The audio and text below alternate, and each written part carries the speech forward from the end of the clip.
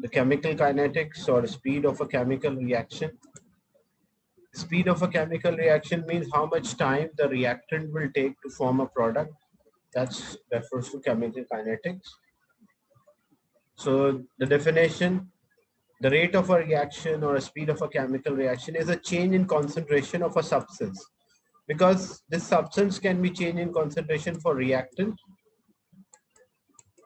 or it can be product. So how much time the reactant will take to form a product, or time taken by or change in concentration of a reactant with respect to time, or the change in concentration of a product with respect to time. Amount of reactant will decrease and amount of product will increase. In the beginning, because the reaction will start up at a faster rate, because you will have more particles. So greater the number of the particles, greater the speed of the chemical reaction, because more effective collagen. But with the passage of a time, the rate decreases. Why the rate decreases? Because you will have few particles or less particles available for a collagen. So if we define the speed of a reaction is refers to how much uh, change in concentration of a substance with respect to time. This substance can be reactant, the substance can be product. The reactant amount will decrease and the product amount will increase.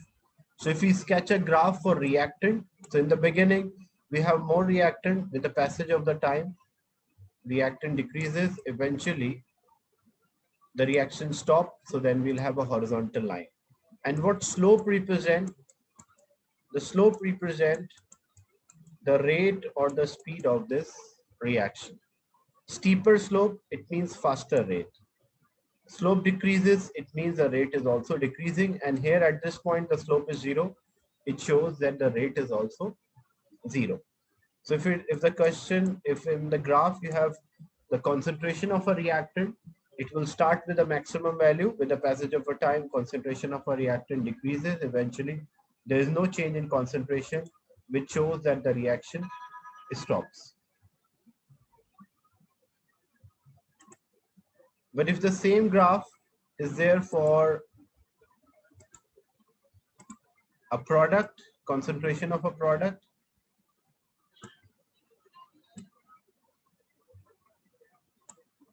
so then if it was a graph for concentration of a product, in the beginning, you will have zero product. With the passage of a time, amount of product increases, and eventually there's no change in amount of product. This shows that the reaction stopped. And again, the slope or the gradient represent the rate or the speed of the chemical reaction. If I need speed of a chemical reaction at any point, what I will do, I will draw a tangent. So if I need initial rate, I will draw tangent at the beginning. If I want to find a rate at a specific time interval, like example, if it was 3, so I'll mark a point where time is equals to 3, and I will draw the tangent. If I need at time is equals to 4, so I will draw a tangent when time is equals to 4. In the beginning, why faster rate or steeper slope of a tangent? Because you have more reactant particles. Greater the amount of particles of reactant, they have more effective collagen. This leads in a faster formation of the product. Is it clear? This concept of speed or rate of the reaction. So you can find the speed or the rate of a reaction by finding a gradient or the slope. If you need initial rate, you will draw a tangent at the beginning. But if you need a rate at a certain time interval, so according to that time interval, you will draw a tangent. Any doubt in this?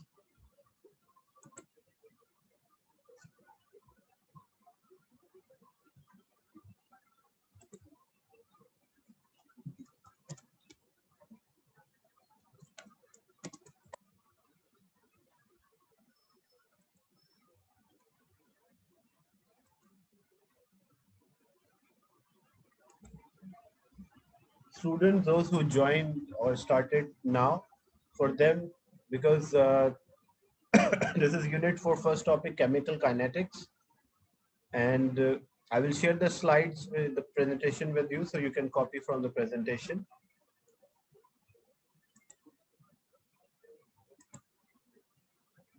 The last session, normally I'll conduct 3 sessions, Zoom meetings. So the last session I will discuss the past papers for students already finished the course.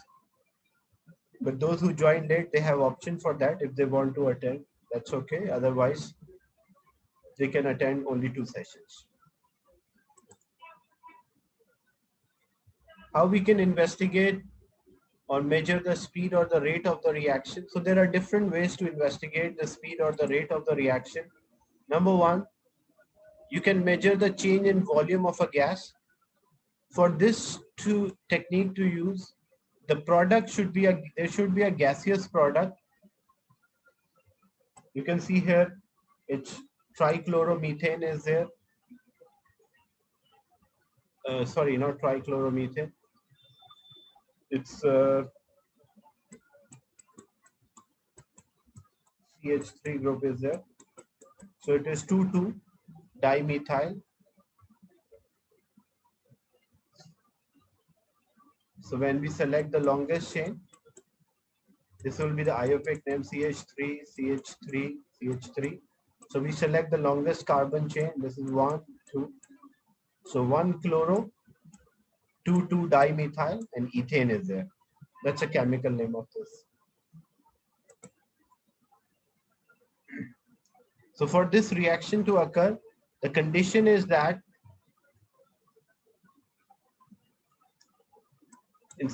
the condition is there should be a gaseous product. The gas should be there as a product. So when the gas released during a chemical reaction, what will happen? This gas will push the plunger of this gas syringe, so we can record the volume of the gas. Another apparatus which is required to measure the speed or the rate of a reaction, because we need a time, we record the change in concentration with respect to time. So for time, we should have a stopwatch. If any acid is reacting with metal, like example, if there was magnesium reacting with hydrochloric acid,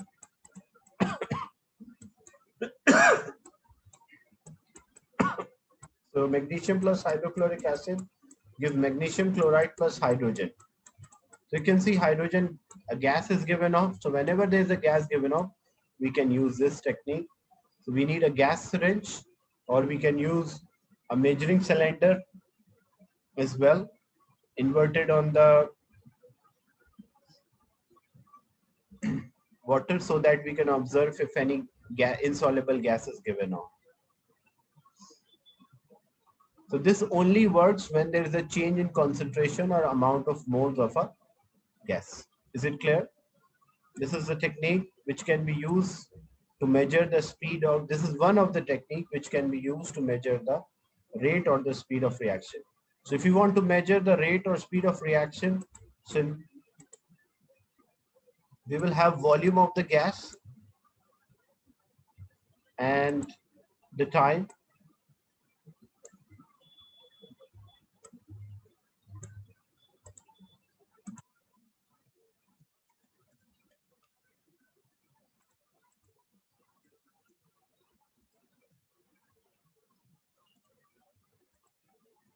Volume of gas example, it's centimeter cube, and time is there in second.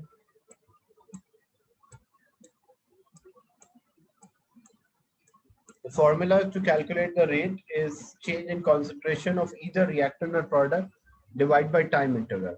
So you're measuring a volume every 2-second time interval. In the beginning, because it's a product, so in the beginning you will, at the start of a reaction, there is no gas given off. Once a reaction started, the gas is released. Example, it was 30.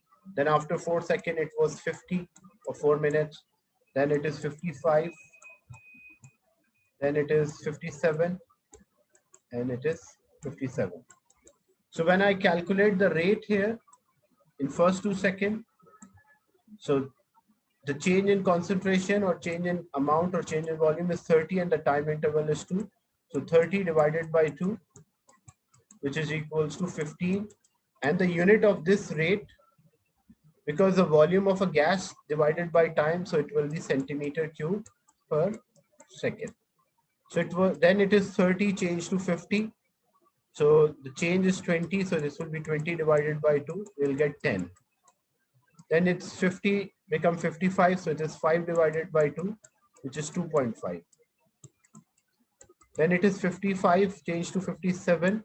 So 2 divided by 2, that's equal to 1. The change is 2 and the time interval is also 2. That's why it's 1. And 57, so there's no change. So this is 0 divided by 2. That's why the initial rate is, the final rate is 0, which shows that the reaction stop or one of the reactant, which one is the limiting, used up, or maybe if both of the reactants are in same quantity and same mole ratio, then both of them are used up. Is it clear? This is the first method to measure, investigate or measure the speed of reaction or rate of reaction by measuring the volume of the gas. Any doubt in this?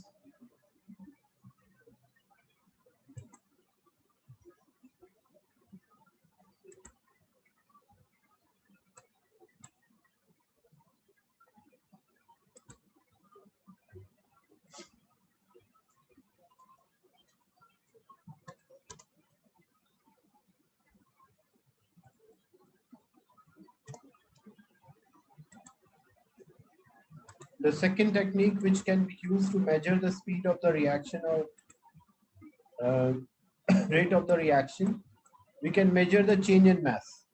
For this method to be useful, it will work when the gas is given off, and the gas which is given off should be a heavy gas. If it's a lighter gas, such example hydrogen is there, the mass will change, but negligible change in mass will occur. So heavy gases such as carbon dioxide is there. So this will be more effective. How we carry out this method experimentally? So what we will do, we'll take a conical flask.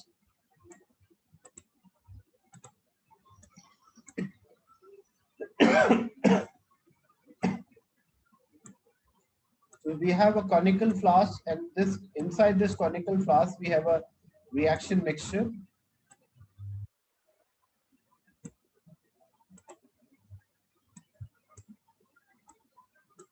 And this conical flask is placed on the balance.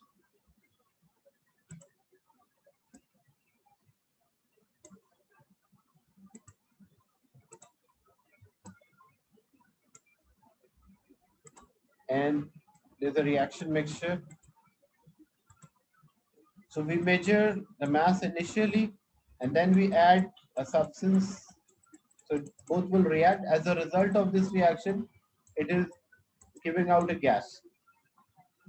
To avoid any loss of content, so we place a cotton at the mouth of this conical flask. The purpose of this cotton is not like to allow the gas to escape. The idea is that so content of the flask will not escape. Maybe a violent reaction is there. So maybe there is some splashing may occur in the liquid. So that, or a solid might decomposing during a chemical reaction. So there might be a loss in the mass of a solid. To overcome this, or loss in mass of the liquid, to overcome this, we place a cotton so that the air can, or the gas can escape, which is produced, and the content of the flask, the reaction mixture, is not lost. So what we'll observe the mass in the beginning, it is higher, but with the passage of the time, the mass will decrease. If we sketch a graph for the results for this reaction, in the beginning, we have a greater mass in the flask, but with passage of a time, the mass decrease. Eventually, it will be constant. It will not reach zero. Why the mass will not reach zero? Because still there is a mass of a conical flask. Even if you consider all of the reaction mixture converted into a gaseous product, still there will be a mass, and that mass is the mass of the flask. So practically its mass, it does not touch the x-axis. If it touches the x-axis, means the mass is 0, but practically it cannot be 0. And if we want to find the rate or the speed of the reaction, so what we can do, we can draw a tangent at, if we need initial rate, the rate speed in the beginning, so we'll draw a tangent at this part. If we need a rate at a specific time interval given in the question, so we'll draw a tangent at that specific point. So here, methanoic acid is reacting with bromine, so it is giving carbon dioxide gas. So carbon dioxide gas is there. So as it escapes, the mass will decrease. Is it clear?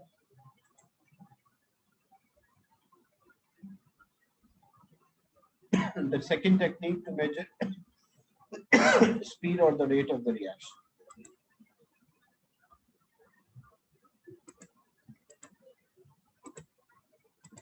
Then third technique, which can be used to measure the speed of a reaction, is a titration. So what we will do, we can use a concept of a titration to identify the speed or the rate of reaction. And this technique works best if there is an acid is there in the reaction mixture, or alkali is there in a reaction mixture, or sodium thiosulfate is there, or iodine is there. Because titration is practically, we are doing a titration of acid base, and there is also a redox titration of iodine and thiosulfate. So any substance, if it contain, like any reaction mixture, if it contain acid, alkali, or sodium thiosulfate or iodine, we use this technique to find the rate or speed of reaction. How this technique works? So example, if I say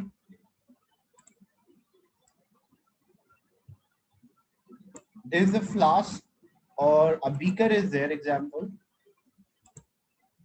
and a beaker is filled with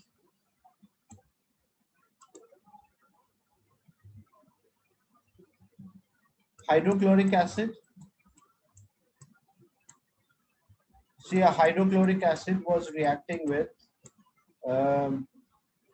less reactive metal, example iron, relatively less reactive.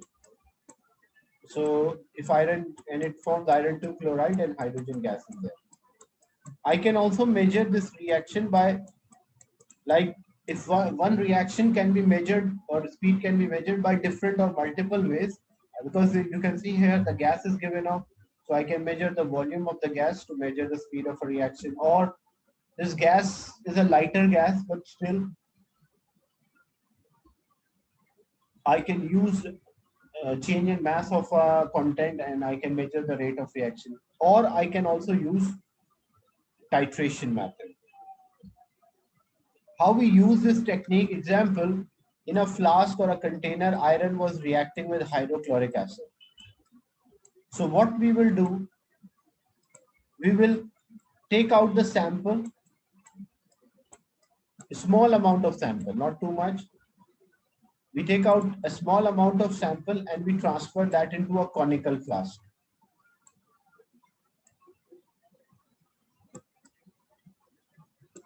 But the problem with this method, it should be done quickly. Otherwise, what happens? The results will not be accurate. So what happens when you take out the sample? In this sample, there is iron also and hydrochloric acid, and still the reaction is going on. So first thing, what you want to do, you have to quench, or you have to stop the reaction. So how you can stop the reaction? Quenching can be done in different ways. Like if I want to stop reaction, some of the reactions can be stopped by changing the temperature or lowering the temperature. Some of the reactions can be quenched by adding another substance which does not allow them or makes substance to react. So different ways are there to quench. So even by adding a chemical, also quenching can be done, or by changing the physical conditions like temperature, pressure, quenching can also be done.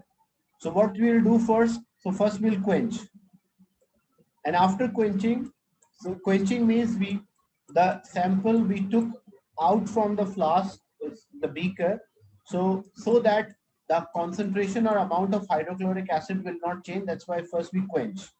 So we can quench by different ways, either adding a reagent or changing the condition. Then we will titrate this. We will titrate with alkali, a known alkali of a known concentration. So we will titrate.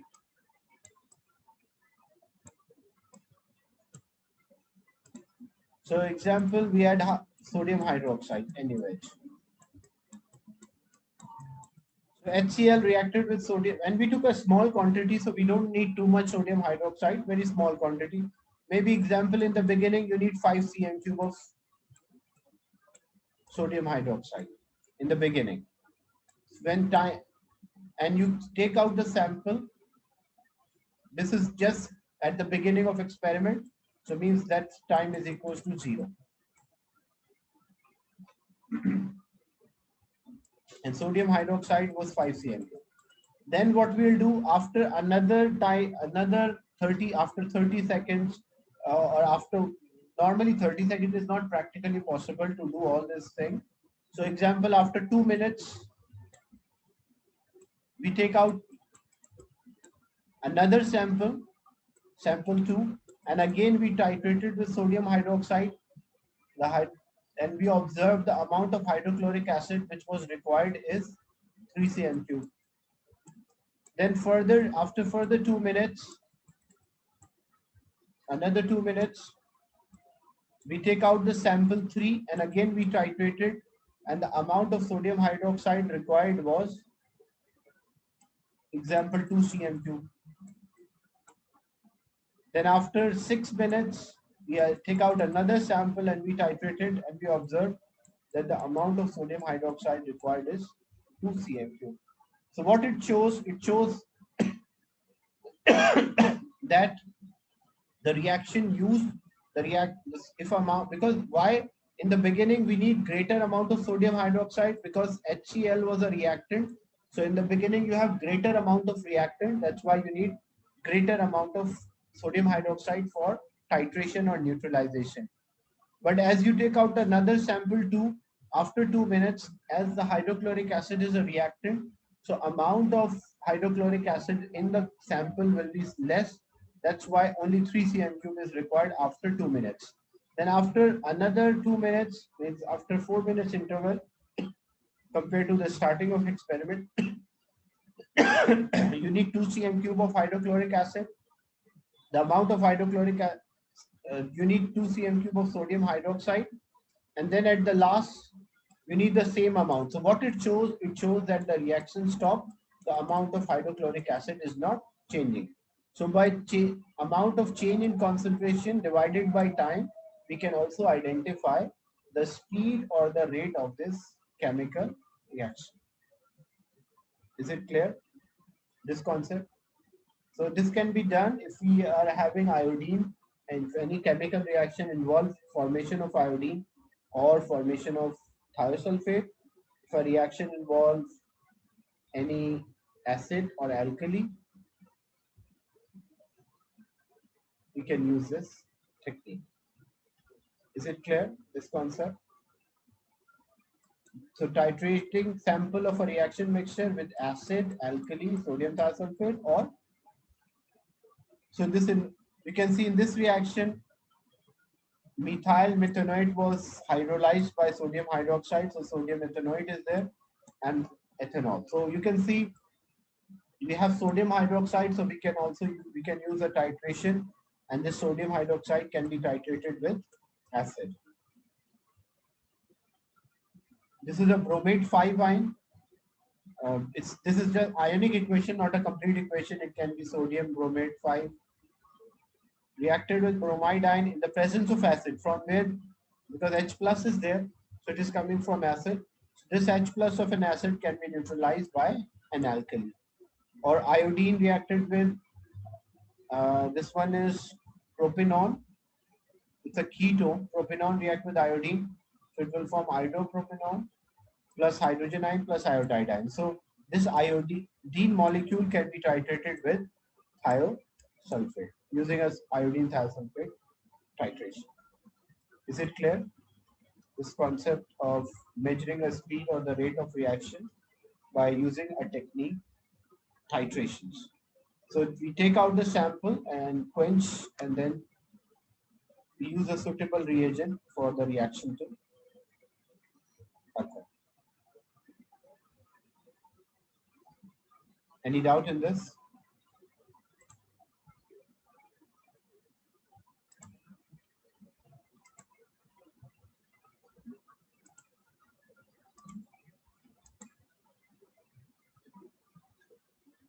Calorimetry can also be used. It's from the term color.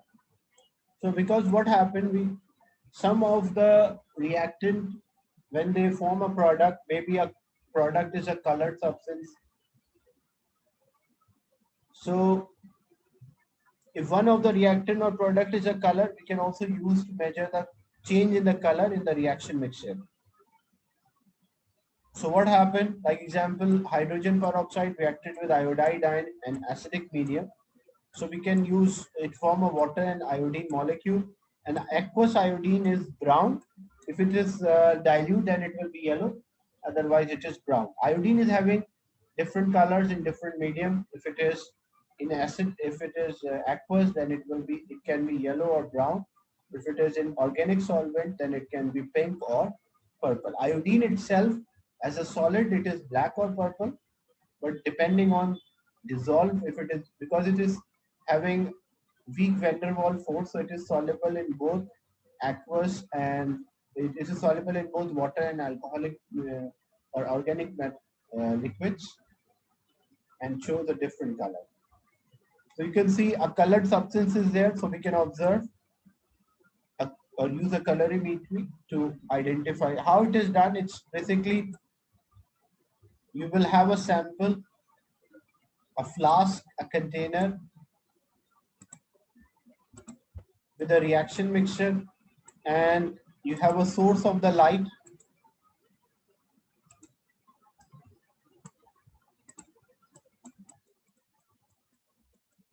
With the passage of a time, and you can have a photo sensor here, or a light sensor, or a photo cell, and then this photo cell is connected to a meter. Ammeter, you can have an ammeter which shows a. So as the sample will, originally it is colorless, but with the passage of a time it will turn brown because of iodine. So as it turned brown, the amount of the light, which in the beginning more light is passing, but as iodine amount increases, the solution turned brown. So the color of, like, you can measure the color with respect, you can measure the current which is produced by the cell with respect to time. So in the beginning, say example, it was 2 milliampere, but as the reaction started after 2 seconds, it was 1.8 milliampere or 1.5. After 4 seconds, example, it is 1 milliampere. So what it shows, as the current is decreasing, it means that the color intensity is increasing, so less amount of light can pass through. Most of the light is absorbed. There is also another technique which can be used, as I just discussed now with you, that because if iodine is there, so you can use a titration technique. Hydrogen ion is there also, or acid is there, you can also use titration method. But you cannot use the change in mass or change in volume. Reason for that, it does not involve any gaseous reactant or a product. Measuring the change in electrical conductivity. So what we can do, we can use the concept of electrolysis, like a reaction mixture. Sorry. A reaction mixture, and you can have two electrodes.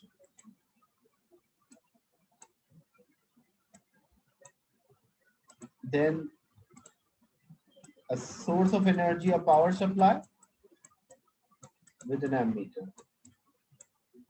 This is only possible if there is a change in ions. If ions change, if molecular number change, like if number of molecules change, it will not make difference there should be a change in the ions or aqueous substance. So in the beginning, you can see methanoic acid is there, yeah, bromine and so there in the beginning there are no ions, all molecules. This is like there is in methanoic acid, hydrogen ion, and but it's a weak acid. Weak acid does not ionize completely, so few ions are there. But as the reaction occur, hydrogen 2 hydrogen ion, bromide ion, so number of the ions changes or increases, so conduction will also change. And the last technique which you can use is optical activity. Optical activity, those who studied already the concept of polarization can understand this. The term polarization means that the light which is having only one component, that's called a polarized light. The light which is having multiple components, that's called unpolarized light. So normally the source of the light which we are using, all these sources are unpolarized light except the laser one. But we are not using laser in everyday life. So most of the light which is emitted out from the source is polarized, unpolarized light. So using a polarizer or polarizing filters, when we pass this light through a polarizing filters, these polarizing filters, if the light which is passing, the component which is parallel to the plane of the polarizing filter is regenerated or able to pass through, but the components, other components which are not parallel to polarizing filter plane, they are not able to pass through, and this light is known as polarized light. So we can also measure the rate or speed of a reaction by observing the optical activity. What is the concept of optical activity? Like you will have a container. Now you have the polarized light, and this polarized light you are passing through a container. When you pass this polarized light through a container in the reaction mixture in the beginning, so some of the reactant molecules have a tendency to rotate the polarized light. Example, in this case, it is rotating the light clockwise. They absorb and they rotate the light clockwise. You can see this is a clockwise rotation compared to original plane. But what happened as the reaction occurs? So in the beginning, the light is rotated by the reactant molecules clockwise. But as the reaction occurs and it leads in a formation of a product may have also have optically active enantiomers or molecules. So these molecules, what they can do, they can change the polarized light plane. So as the reactant is changing into product, so what we will observe, we'll observe the plane of the polarized light is also changing. So in the beginning,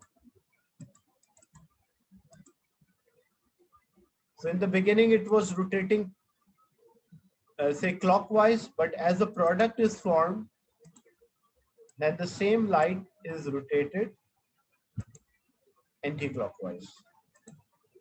So this give an indication to how much time the light will take to change its plane. So we can identify the speed or the rate of the reaction.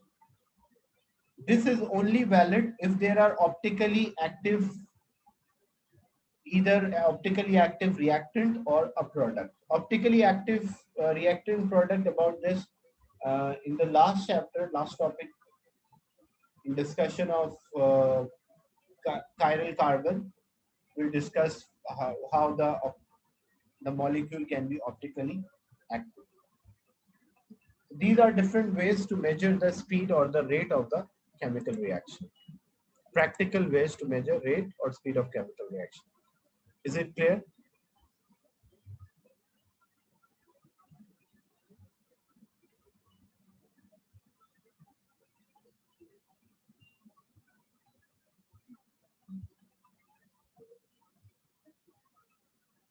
Any doubt in this?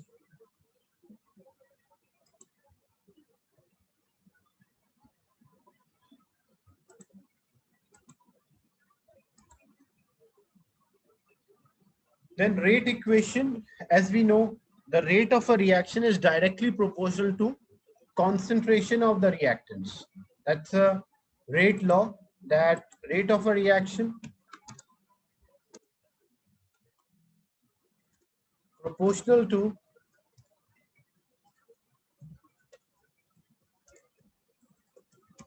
concentration of the reactants.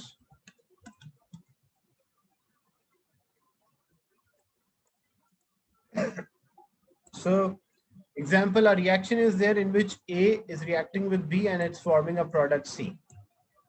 So if you want to write a rate, there is rate expression and rate equation. Equation involve a constant, expression because it says rate is proportional to concentration of the reactant.